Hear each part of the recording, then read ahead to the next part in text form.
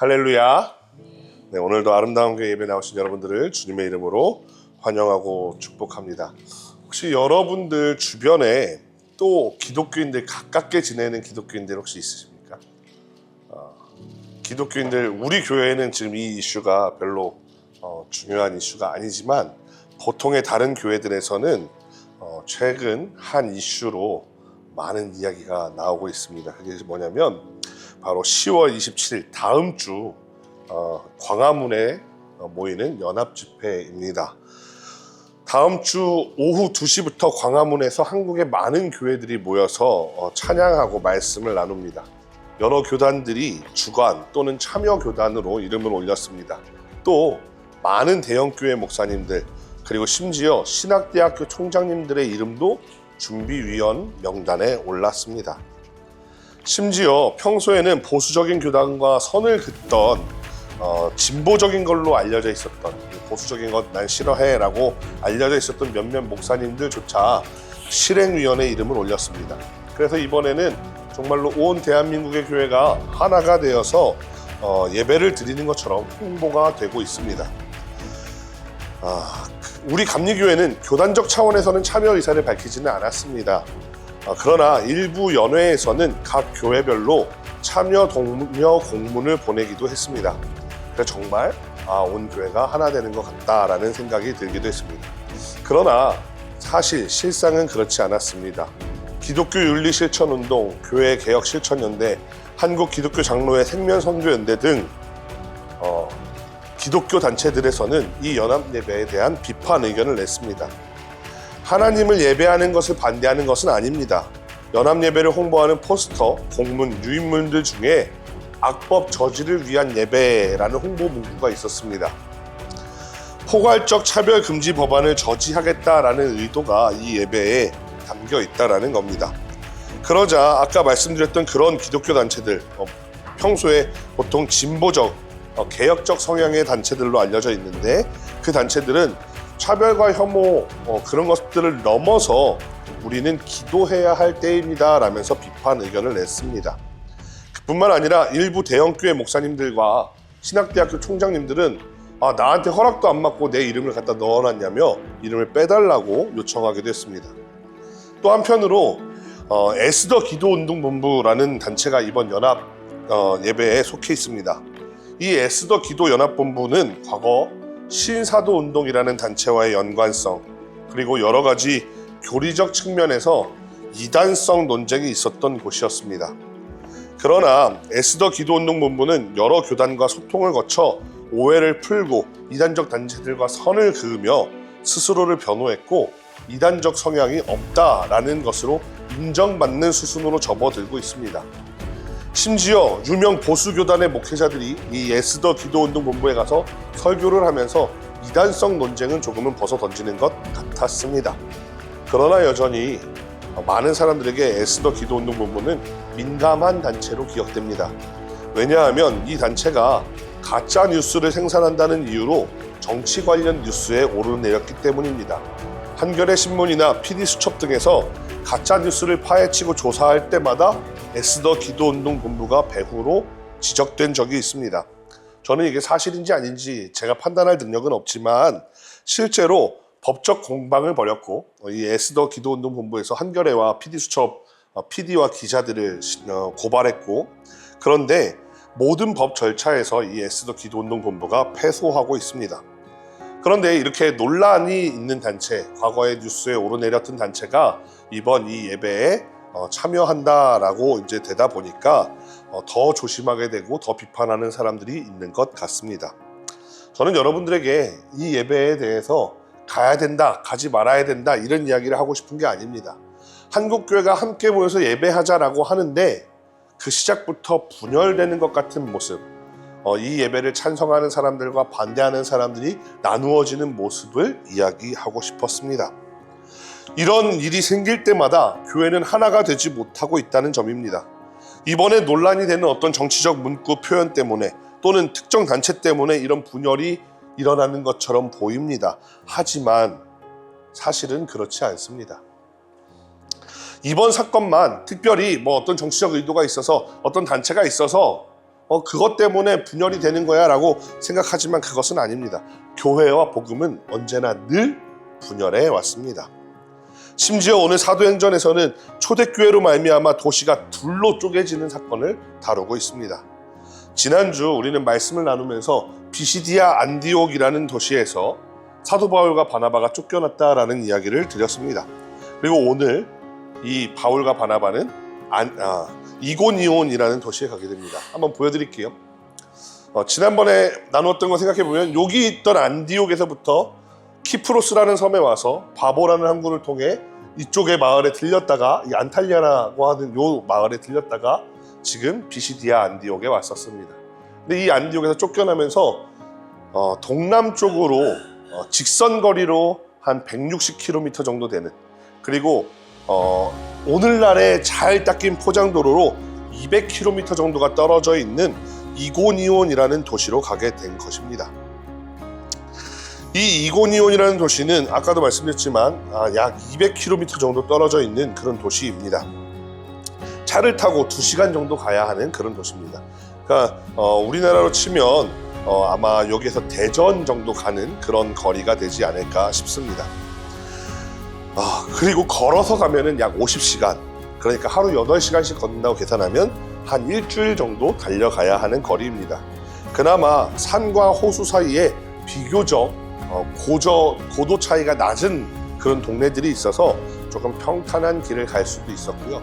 과거에는 오히려 주 도로가 약간 산을 돌아가는 길들이 있었다라는 기록도 있어서 산을 16개, 우리나라로 치면 16개의 그런 봉우리를 지나야 된다라는 이야기가 나오기도 그런 기록도 있는 도시입니다. 이고니온에 도착해서 바울과 바나바는 또다시 유대인의 회당에 들어갑니다. 이고니온에서의 전도는 비시디아 안디옥보다는 조금 형편이 나았던 것 같습니다. 지난주 나누었던 비시디아 안디옥의 문제는 유대인들이 모여든 무리를 보면서 왜 이방인들이 함께 모였지? 이런 불만을 가지면서 삐뚤어진 선민 사상 때문에 문제가 벌어졌을 거라고 설명드렸습니다. 그런데 이 이고니온에서는 14장 1절 2절 보면 유대인들도 믿게 되었고 헬라인들도 믿게 되었습니다. 비시디아 안디옥에 비하면 훨씬 상황이 좋아 보입니다.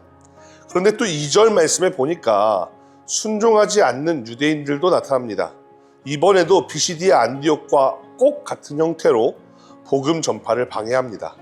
다시 이방 민족들을 선동합니다. 지난주에도 말씀 나누었지만 선동은 감정을 상하게 하는 것입니다. 동일한 방식으로 이방인들에게 감정을 자극하는 그런 방식으로 바울과 바나바의 전도를 방해하고 있습니다. 그러나 이번에는 사도들도 조금 태도가 달랐습니다. 3절 말씀에 그럼에도 불구하고 이고니온에 오래 머무르면서 말씀을 전파합니다. 주님을 힘입었기에 가능한 일이었다라고도 기록되어 있습니다. 뿐만 아니라 예수님께서 두 사도가 표적과 기사를 행할 수 있도록 도와주십니다. 그래서 은혜의 말씀을 증언하게 됩니다. 눈앞에서 기적이 벌어지니까 모든 사람들이 사도의 발 앞에 엎드러질 것만 같습니다. 하지만 4절 말씀에 보니까 시내가 두 무리로 나뉘게 되었습니다. 이고니온에 사는 사람들은 이 일로 말미암아 예수를 믿는 사람들 반, 그리고 또 예수를 믿지 않는 사람 반, 이런 식으로 나누어진 것 같습니다. 아마 두 사람이 기적을 베풀었는데도 아마 그 기적에 트릭이 숨겨져 있을 거라고 하면서 비방하는 사람들이 절반쯤 됐던 것 같습니다. 이제 이 도시에 있는 사람들 한번 나누어서 어떤 부류의 사람들이 있었을지 한번 생각해 보겠습니다. 첫 번째로 아마 사도들을 따라서 예수님을 믿는 사람들이 있었을 겁니다. 이 중에는 이방인들과 유대인들이 아마 섞여 있었을 겁니다. 두 번째로 유대교의 하나님은 믿지만 사도들을 따르지 않는 사람들이 섞여 있었을 겁니다. 이 사람들은 어쩌면 소수였을지도 모릅니다. 도시 전체로 보면요. 왜냐하면 도시 전체에서 유대인들이 소수였을 거니까요. 그 다음에 세 번째로 처음에는 두 사도를 믿고 따랐지만 선동에 넘어가 두 사도를 공격하는 사람들이 있었을 겁니다. 아마 이방인들이 이 중에는 많았을 거고요. 아마 유대인들 중에도 있었을 겁니다. 그리고 네 번째로 처음부터 끝까지 복음에 관심 없는 사람들이 있었을 겁니다. 4절 말씀에 믿지 않는 사람들과 믿는 사람들로 나뉘었다라고 되어 있으니까 이 말씀이 마치 보면은 예수 믿는 사람이 50% 정도 되었고 안 믿는 사람이 50% 정도 되었다라고 보일 수도 있습니다. 하지만 정확하게는 이 두 집단이 대립하게 되었다라는 이야기고, 한쪽이 반대쪽을 완전히 제압해서 이길 수 없는 상태를 말하는 것이라고 할 수 있습니다. 사도들의 입장에서 이번에는 비시디아 안디옥보다 끈질기게 전도를 시도했습니다. 그리고 이번에는 무언가 다른 것 같았습니다. 왜냐하면 하나님이 도와주시는지 유대인들과 이방인들과 함께 섞여서 예배하는 역사가 나타났고, 그뿐만 아니라 기적도 베풀어 주셨습니다. 13장에 보면 바울이 복음을 전하는데 방해하는 바예수라는 사람에게 저주를 내리는 장면이 나옵니다. 그런데 이고니온에서는 그 저주와는 또 다른 기사와 능력이 나타나기 시작했습니다. 하나님은 두 사도가 표적과 기사를 행하게 해주었습니다. 표적이라는 말은 헬라어로 세메이아라고 하고 영어로는 사인이라는 표현이고요. 그 다음에 기사라는 말은 기적, 영어로는 원더라고 하고 헬라어로는 테라타라는 헬라어입니다. 그러니까 그냥 단순히 기적만 나타난 게 아니라 그 기적과 함께 표적이라는 게 나타나는데, 이게 사인이 나타나는데 어떤 사인이냐면, 야, 이것은 분명히 하나님이 하시는 일이야 라고 사람들이 느낄 수 있을 만한 무언가가 나타난다는 겁니다. 예를 들어서 그런 거 있잖아요. 예수님이 세례를 받고 올라오시는데 하늘로부터 비둘기가 내려와요. 성령이 내려오죠. 성령이 비둘기와 같은 모양으로 내려오는데, 그걸 보면서 와, 저분은 참 하나님의 아들이시로구나 하는 그런 것처럼, 그러니까 이 비둘기 모양으로 성령이 내려오는 게 당시 사람들한테 엄청난 기적은 아니에요. 와, 저기서 참 이상한 기상현상이 있어, 이렇게 보일 수는 있어요. 그런데 그거를 보는 사람들이 아, 저것은 하나님이 하신 거야 라고 느낄 만한 것들이 지금 벌어지고 있다라는 거죠. 병든 자를 고치는 것들은 기적이라고 할 수 있습니다. 한편으로 이 기적과 표적을 생각해보면, 표적과 기사를 생각해보면, 기적에는 어쩌면 표적을 포함한 기적이 있을 수도 있고 표적을 포함하지 않은 기적이 있을 수도 있습니다. 제가 엊그저께 유튜브 쇼츠를 보다가 막 그냥 넘기면서 그냥 한 10분, 15분 정도 이제 시간을 때운다고 그러고 있었습니다. 근데 어떤 사람이 마술을 보여주는데, 여성분이 하고 있는 스카프를 이렇게 돌돌돌돌 마니까 그 스카프의 무늬가 마치 뱀처럼 보이더라고요. 그리고 이 스카프를 손으로 싹 가리니까 손이 지나간 자리는 뱀이 되고 뒤에는 스카프로 남아있는 거예요. 뱀이 막 기어다녀요. 쑥 하니까 완전한 한 마리의 뱀이 돼버리는 놀라운 그런 마술을 하더라고요. 근데 우리가 그거를 보면서 와, 이건 마술이야 라고 하지만 거기에서 와, 저건 하나님의 능력이야 이러지는 않는다는 거죠. 실제로 지금도 제3세계나 뜨거운 그런 신앙의 공동체를 찾아가 보면은 현장에서 기적이 일어나는 경우들이 있습니다. 그런데 그냥 안진뱅이가 일어나고 막 아픈 사람이 나아지고 이런 일들이 지금도 오늘날에도 벌어지는 교회들이 있는데, 근데 그냥 그 기적만 나타나는 교회들이 대부분이에요. 오히려 이 기적이 벌어지는 것과 동시에 야, 이건 진짜 하나님이 하시는 일이야, 와, 이런 것들이 느껴지는 교회들은 소수라는 겁니다. 그런데 오늘 바울과 바나바는 사람들이 거부할 수 없을 정도로 표적이 나타나고 있었습니다. 하나님이 이 일들을 하고 계시다라는 그러한 사인이 나타나고 있는 겁니다. 그러니까 두 사도는 이러한 이유 때문에 야, 이런 일도 벌어지는데 복음을 포기해서는 안 되지 하면서 더 끈질기게 버티고 있었을지도 모릅니다. 그렇다면 이제 앞서서 이야기했던 네 부류의 사람들을 생각해보면 이제 이상한 지점이 있습니다.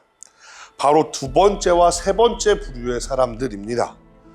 두 번째와 세 번째 이 부류의 사람들은 선동을 했던 주체이기도 하고 또 선동에 넘어갔던 사람들이기도 하지만 이전에는 다 하나님을 믿으려고 했었던 사람들이라는 겁니다.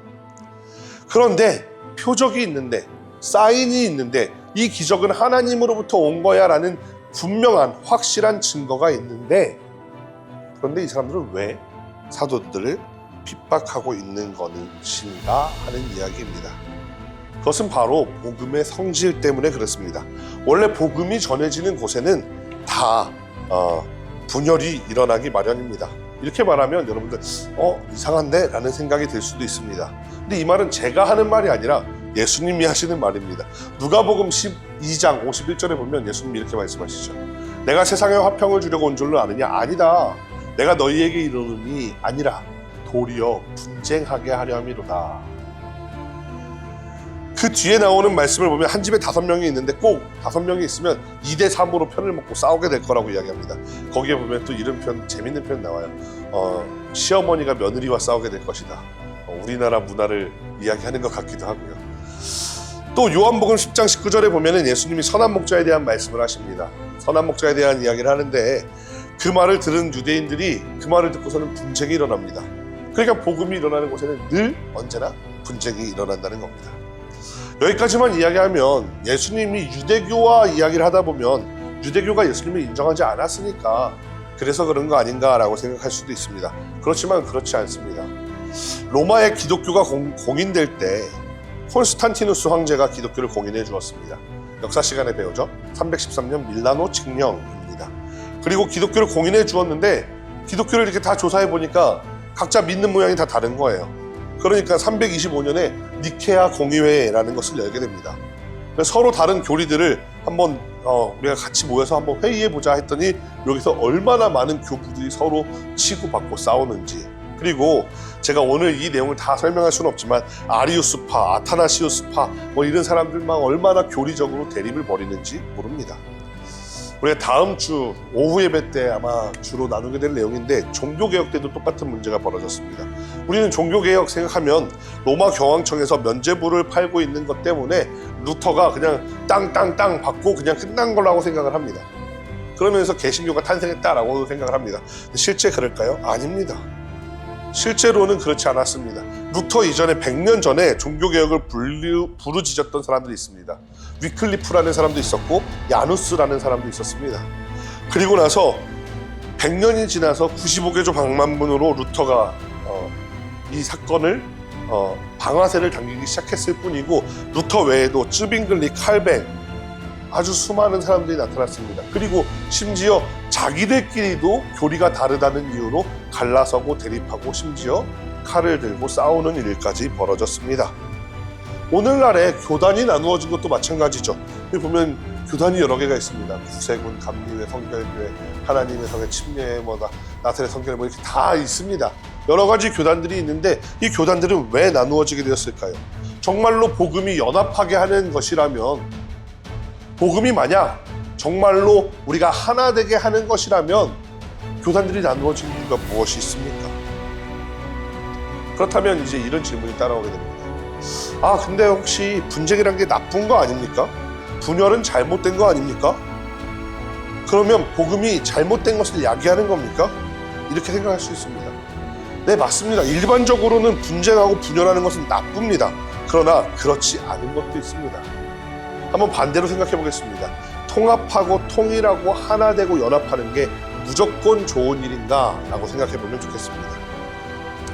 우리나라 정치인들이 선거철이 되면 국민 대통합을 이루겠다라고 말합니다. 통합은 좋은 것이고 분열은 나쁜 것이라는 그런 이미지 때문입니다. 그러나 꼭 그런 것만은 아닙니다. 여러분들 혹시 어떤 투표를 했는데 100% 득표율로 당선을 하는 정치인을 보신 적 있습니까?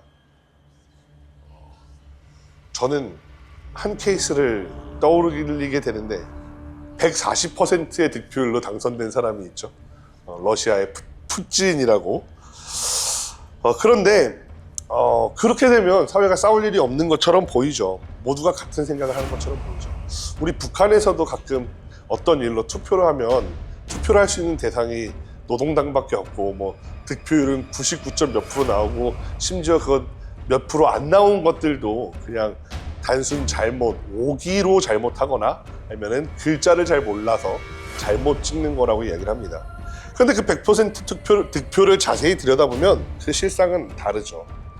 그 독재자가 투표를 조작하거나 세뇌하거나 정보의 통제와 공포, 두려움을 통해 여러 가지 부정적인 장치들을 통해 100%를 얻어내는 겁니다. 그러니까 세뇌나 그런 것들이 아니면 사실 100% 우리가 하나 된다라는 것은 불가능하다라는 겁니다. 모두가 하나 된다라는 것은 좋게 말하면 연합이고 나쁘게 말하면 획일화라고 할 수 있습니다. 반대로 사람들이 흩어지는 것을 나쁘게 말하면 분열이라고 할 수 있고, 좋게 말하면 개성을 인정해주는 것, 그 다음에 요즘에 조금 더 정갈한 표현으로 다양성이 인정되는 사회라고도 합니다. 그런 차원에서 복음은 사람들을 나누어지게 만듭니다. 왜냐하면 그 어떤 사람도 하나님보다 크지 않기 때문입니다. 모든 사람들이 다 이해할 수 있는 인지 능력 안에 하나님이 있다면, 하나님은 이런 분이니까 믿고 따르십시오 하면 모든 사람이 다 똑같이 따르면 되겠죠. 그런데 하나님은 그런 분이 아닙니다. 제가 아무리 이해하려고 해도 언젠가는 이해할 수 없는 벽을 만나게 됩니다. 그것은 저뿐만 아니라 아무리 위대한 목사님이라고 해도, 아무리 위대한 사도라고 해도 마찬가지입니다. 바울이 이해한 하나님이 달랐고, 야고보가 이해한 하나님이 달랐습니다. 베드로가 이해한 하나님이 달랐고, 요한이 이해한 하나님이 달랐습니다. 그리고 각자 이해가 다른 만큼 그 하나님을 믿는 신앙의 방식도 달라질 수밖에 없습니다. 그렇기 때문에 복음은 반드시 사람을 나누게 합니다. 어떤 사람들은 평생 창조주 하나님에 대해서 연구합니다. 제가 되게 가까이 지낸 한 목사님도 제가 물어봤어요. 목사님은 성경에 나오는 말씀 중에 어떤 게 가장 중요하다고 생각해요? 그때 그 목사님이 나는 창세기 1장 1절 하나님이 태초에 천지를 창조하시니라 라고 생각해. 그런 거예요. 왜 그렇게 생각하세요? 그래야 온 우주 만물의 주인이 하나님이시라는 것을 우리가 인정하고 시작하는 거잖아. 와, 그 말 듣고서는 은혜 받았어요. 그렇군요. 얼마 지나서 다른 목사님한테 한번 물어볼 기회가 있어요. 목사님은 어느 말씀이 가장 중요하다고 생각하세요?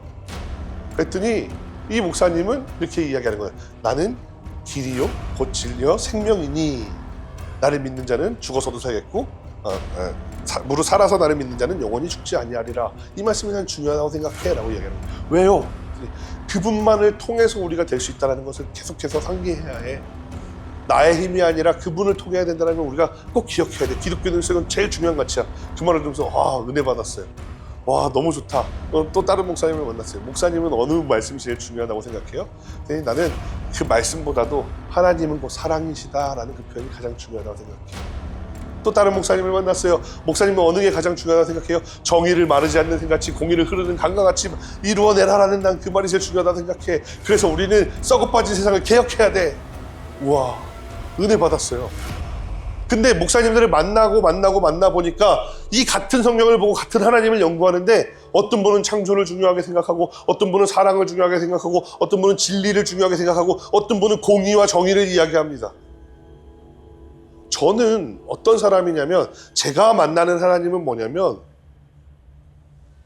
모든 사람들을 동일하게 사랑하시고 아껴주시는 하나님이라는 가치예요. 그런데 어떤 분들은 또 이 이야기를 하면은 야, 그렇지 않아, 하나님은 그런 분이 아니야 라고 할 수도 있겠죠. 그럼 저와 그 사람은 갈라질 수밖에 없는 거예요. 그러니까 복음은 분열할 수밖에 없다라는 거죠. 한번 생각해 보겠습니다. 아브라함 계열의 종교라는 것들이 있습니다. 가장 먼저 우리가 떠올릴 수 있는 건 유대교, 천주교, 개신교라고 할 수 있겠죠. 그리고 이슬람교도 아브라함 계열의 종교라고 부르기는 합니다만, 우리가 이슬람하고는 조금 심리적 거리가 있으니까 그들을 빼고 생각해 보겠습니다, 오늘은. 그런데 유대교가 믿는 하나님, 천주교가 믿는 하나님, 그리고 우리 개신교가 믿는 하나님이 같은 분일까요? 다른 분일까요? 어떤 보수적인 목사님들은 다 다른 분이라고 이야기합니다. 유대교도 잘못됐다, 천주교도 잘못됐다, 그냥 저들은 다 잘못됐어 라고 이야기를 합니다. 그렇지만 대부분의 메인스트림에 있는 목회자들과 신학교에 있는 학자들은 그들의 지금 현재 형태의 일부 잘못된 부분이 있을지는 모르나 그들이 모든 것을 잘못 알고 있다라고 말하지는 않습니다. 아주 보수적인 목사님들처럼 다 잘못됐어 라고 이야기하지는 않는다라는 거죠. 그리고 또 개신교 안에서도 있습니다. 감리교회가 믿는 하나님, 장로교회가 믿는 하나님, 침례교회가 믿는 하나님, 다 같을까요? 틀릴까요? 같다라고 말하기에는 조금은 다른 부분들이 존재한다는 겁니다.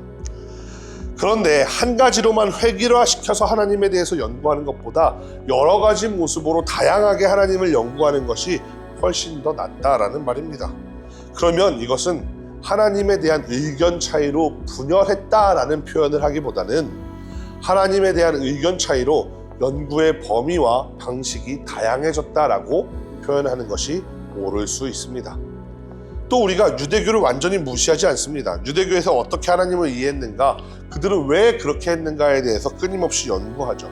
또 오히려 보수적인 그런 교단에 아까 천주교회는 다 틀렸어라고 말하시는 목사님들도 설교 듣다 보면은 유대교 사람들은 이렇게 하나님을 섬깁니다 하면서 그들의 신앙을 인정하는 모습을 보이기도 합니다.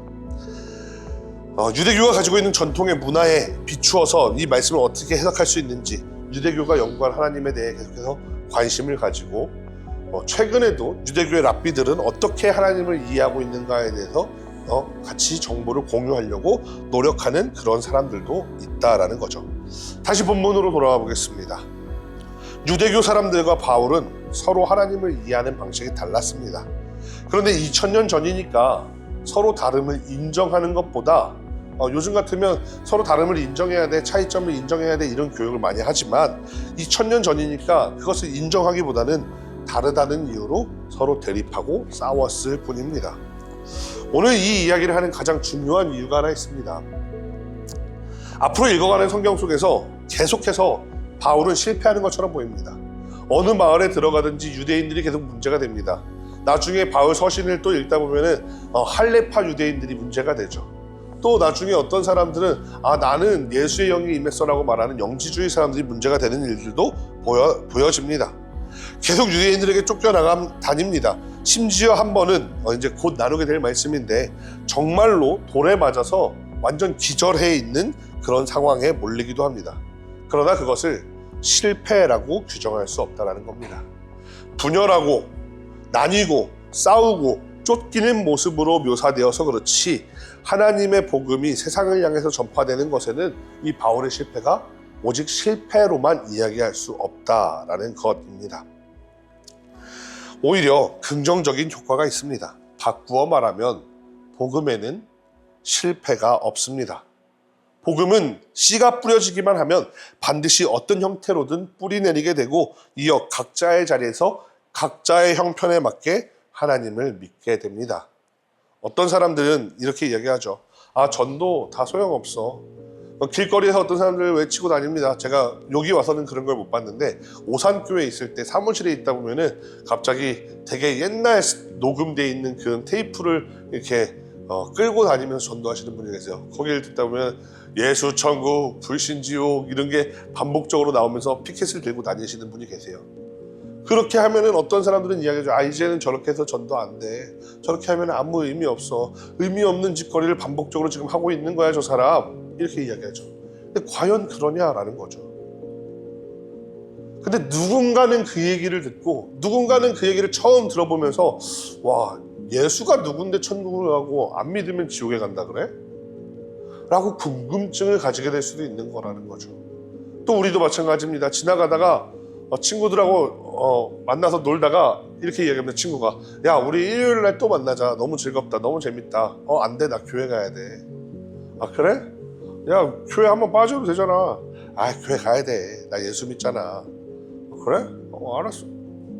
교회를 뭐 그렇게 열심히 다녀? 이렇게 얘기했는데 난 교회 다니면서 예수님을 만났고 예수님은 이런 분이고 예수님 때문에 나는 이렇게 변했어 라고 이야기를 해주는 거죠. 근데 과연 그게 전도냐라고 하면 전도가 아닐 수도 있어요. 그 친구가 오히려 마음속에서 쟤는 참 답답하네. 주일날 저것 때문에 놀지도 못하고 이렇게 될 수도 있어요. 그런데 그 이야기가 그 마음속에 아주 작은 겨자씨 하나를 심기듯이 심기어서 언젠가는 그게 발아하고 싹 틔우고 그 다음에 큰 나무가 되게 될 수도 있다는 거죠. 통합과 다양성의 관점에 대해서도 생각해보면 마찬가지입니다. 잘 합쳐지기 위해서는 하나가 되기 위해서는 먼저 잘 나누어져야 합니다. 잘 나누어져야 저쪽에 모인 사람들이 하고자 하는 이야기가 무엇인지 귀를 기울이게 됩니다. 무조건 모이기만 하고 무조건 회기라만 시키면 소수 의견은 영원히 무시되기 때문입니다. 그래서 바울의 사역을 실패로 봐서는 안 됩니다. 오히려 바울의 사역은 복음이 다양화하게 되는데 매우 성공적이었습니다. 교회들에 가보면 이런 예배를 드리는 교회들이 있습니다. 세대 통합 예배. 그래서 온 세대가 영아부터 노인, 노인들까지 함께 모여서 예배를 드리는 경우가 있습니다. 근데 대부분의 교회들은 그 노인들에게 초점을 맞춰서 예배를 드리지 영아들에게 초점을 맞추는 교회는 별로 없습니다. 근데 잘 나눠 놓잖아요. 영아부도 나눠지고 유치부도 나눠지고 초등부도 나눠지고 잘 나눠진 다음에 리더가 탁월하게 지혜로운 사람이라면 우리가 모여서 한번 연합해서 예배를 드립시다 하면 가장 약한 사람들, 가장 배려가 필요한 사람들, 특히 영아들, 유아들 중심으로 예배를 구성하게 돼 있어요. 그렇게 연합 예배를 드린다고 해놓고서 우리가 생각하는 옛날 교회들, 다녀보신 교회들 떠올려 보세요. 연합 예배 드린다고 해놓고서 어른들 중심으로 연합 예배 드리면 무슨 소용이에요. 중고등학생들 다 앞에 앉아서 네 맞습니다, 맞고요 하면서 예배를 드리는 모양만 있을 뿐이죠. 근데 반대로 영아들 위주로, 유아들 위주로, 초등학생 저학년들 위주로 예배드리면 걔들 앞에 나와서 막 찬양하고 노래하고 앞에서 목사님이 잘 모르는데 같이 싹트네 싹터요 율동해 가면서 찬양하면 애기들은 얼마나 좋아하는지 몰라요. 그런 교회들이 있다고요, 실제로. 그래서 제가 느낀 게 뭐냐면 무조건 연합하려고 하는 게 중요한 게 아니라 잘 나누어졌다가 그들의 특성에 맞게 잘 합쳐져야 하는구나 라는 것을 깨닫게 되었습니다. 오늘의 이 말씀에 비추어 오늘날의 교회들을 한번 전체적으로 생각해 보면 좋겠습니다. 아까 앞서서 광화문에 모이는 이야기 했는데 오늘날 현대 한국 개신교를 생각해 보면 좋겠습니다. 우리 아름다운 교회는 아주 작은 교회입니다. 상가에 있는 교회이기도 하죠. 제 친구 목사가 몇 년 전에 지나가다가 상가교회를 쳐다보더니 그런 이야기를 했습니다. 야, 저런 교회들은 왜 있는 걸까? 아무 의미도 없고 가치가 없는 교회들이처럼 보이는데? 라고 이야기를 하는 거예요. 그 친구가 자기가 그때 당시에 한 2,000명 모이는 교회 부목사 하고 있으니까 교만한 마음으로 그런 소리 하는 거예요. 그래서 제가 10년 뒤에 어떤 교회 하고 있는지 봐. 제가 그랬어요. 그런 다음에 이렇게 이야기했습니다. 아무 가치가 없는 게 아니야. 저런 교회가 동네에 50개, 100개 정도는 있어야 돼. 왜냐면 큰 교회 유능한 목사님들 뿐만 아니라 내가 서울에 있는 그 큰 교회 다녀, 막 10,000명씩 모이는 교회 다녀. 그런데 갑자기 오늘 기도할 일이 생겼어. 그러면 아파트에서 불과 걸어서 100m만 오면 있는 상가교회가 있어야 돼. 거기에서 내가 기도할 수 있는 기도처가 있어야 돼. 또 거기에서 그 목사님들 비록 작은 교회지만 비록 큰 교회 다니지는 못하지만 그 성도들과 함께 나눌 수 있는 그런 것들이 필요해. 어떤 사람들은 큰 교회 하루에 막 3시간, 4시간씩 빼서 가는데 1시간, 예배 드리는데 1시간, 오는데 1시간, 막 3시간, 4시간씩 빼서 예배 드려 다닐 수 있는지 모르지만 또 어떤 사람들은 주일날 1시간 시간 내기도 빠듯한 사람들도 있어. 그런 사람들을 위해서 집 근처에는 늘 교회가 필요해 라고 이야기를 했었습니다. 우리 교회도 작은 교회죠. 그렇지만 그 가치가 분명해야 한다라고 생각합니다. 우리가 적은 수의 모임이기 때문에 할 수 있는 설교가 있습니다. 제가 만약에 오늘 똑같은 설교를 한 200~300명 모이는 기성교회 가서 한다고 하잖아요. 그러면 말씀 중간에 말씀 듣다가 맨 처음에 연합예배 얘기할 때쯤에 그 얘기 듣다가 일어나서 슬그머니 나가시는 장로님들, 권사님들이 있을 겁니다. 왜? 나는 주중에 유튜브 통해 가지고 소광성 목사님 말씀도 듣고 이찬수 목사님 말씀도 듣고 오정현 목사님 말씀도 듣는데 그분들 다 거기 간다 그러거든요. 그러니까 그 교회에서는 할 수가 없는 이야기라는 거죠.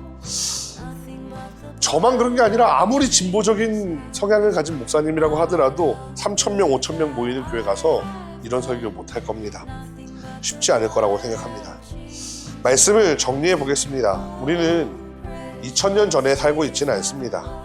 지금은 토론의 문화도 훨씬 발전했고 많은 사람들이 고등교육을 받은 지성인입니다.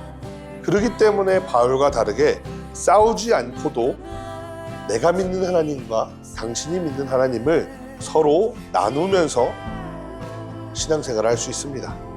그러기 위해 우리는 이 다양성이 점점 늘어나기 위해서 내가 믿는 하나님에 대해서 이야기하는 연습이 필요합니다. 여러분들도 예배가 끝나고 나면은 사실은 여러 가지 이야기를 하잖아요. 여러 가지 이야기를 하는데 밥 먹으면서 지난주에 있었던 이야기 하기도 하고 밥 먹으면서 새로 사고 싶은 물건에 대한 이야기를 하기도 하고 여러 가지 이야기를 나누는데 근데 꼭 그 이야기 중에 내가 예배를 드리면서 받았던 은혜에 대한 이야기를 나누었으면 좋겠습니다. 내가 예배를 드리면서 내가 오늘 이 시간 깨닫게 된 것들에 대해서 꼭 이야기를 나누어 보았으면 좋겠습니다. 왜냐하면 그렇게 해야 우리 교회에서 만날 수 있는 하나님이 자꾸 다양해지고 자꾸 더 많은 시각에서 예수님을 바라볼 수 있게 되기 때문입니다. 우리가 이렇게 서로 다양한 신앙의 경험과 가치를 공유할 때 우리는 정말로 주님의 복음이 더 많은 사람들에게 전달되도록 하는 그런 복음의 전함의 도구가 되고 하나님의 복된 자녀가 될 수 있는 줄로 믿습니다. 오늘 말씀의 제목이 복음의 결과 분열이었습니다. 사실은 복음의 결과는 분열이 아닙니다. 복음의 결과는 연합도 아닙니다. 복음의 결과는 각자 그 사람에게 주시는 하나님의 은혜가 다양하게 넘쳐나는 것입니다.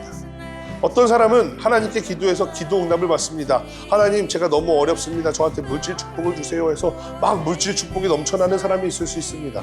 또 어떤 사람은 하나님, 저한테 지혜를 주세요 해서 막 정말로 총명해지는 사람이 있을 수도 있습니다. 어떤 사람은 하나님, 제가 몸이 아픈데요, 제 몸을 좀 고쳐주세요 해서 몸을 고침받는 기적이 나타날 수도 있습니다. 또 어떤 사람은 또 다른 사람들도 있어요. 그냥 하나님, 저는 당신에 대해서 알고 싶습니다 했더니 정말로 성경이 읽어지고 성경에서 은혜를 막 나누게 되는 그런 사람들도 있습니다. 그런 이야기가 다양해야죠. 이 교회 가면 병 고침 받는 데서 아픈 사람들만 모여드는 교회가 아니라, 이 교회 가면은 뭐 어떻게 해서 그런 사람들만 모여드는 게 아니라 다양한 신앙의 가치들이 모여드는 그러한 것이 진정한 복음의 결과인 줄을 믿으시기를 소망합니다. 그래서 우리도 우리가 만난 하나님을 나누는 그런 아름다운 공동체가 되기를 간절히 소망합니다. 기도하겠습니다.